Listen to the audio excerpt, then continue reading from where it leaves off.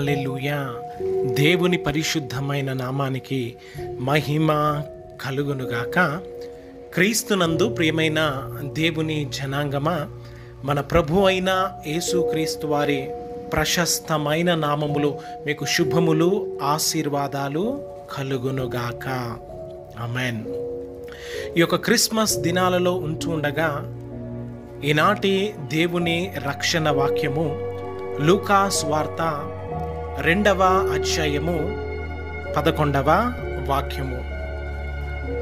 దావీదు పట్టణమందు నేడు రక్షకుడు మీ కొరకు పుట్టి ఉన్నాడు, ఆయన ప్రభు అయిన క్రీస్తు. హల్లెలూయా. సర్వాధికారియు అనంత జ్ఞాని అయిన దేవుడు నిత్య జీవము, పరలోక రాజ్యమును గూర్చిన సంగతులను మనకు తెలియజేస్తూ ఉన్నాడు. హల్లెలూయా.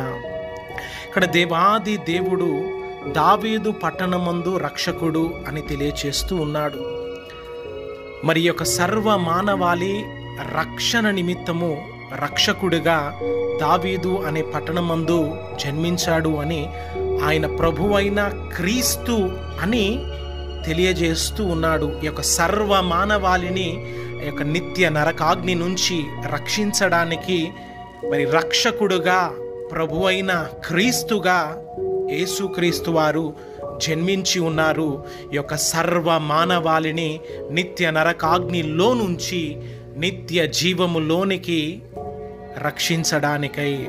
హల్లెలూయా, హల్లెలూయా.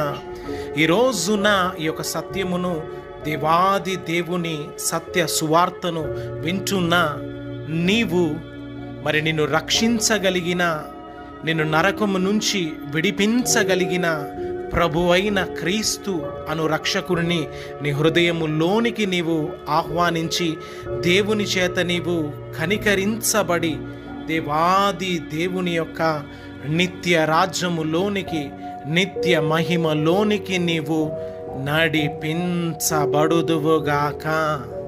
ఆమేన్. హల్లెలూయా.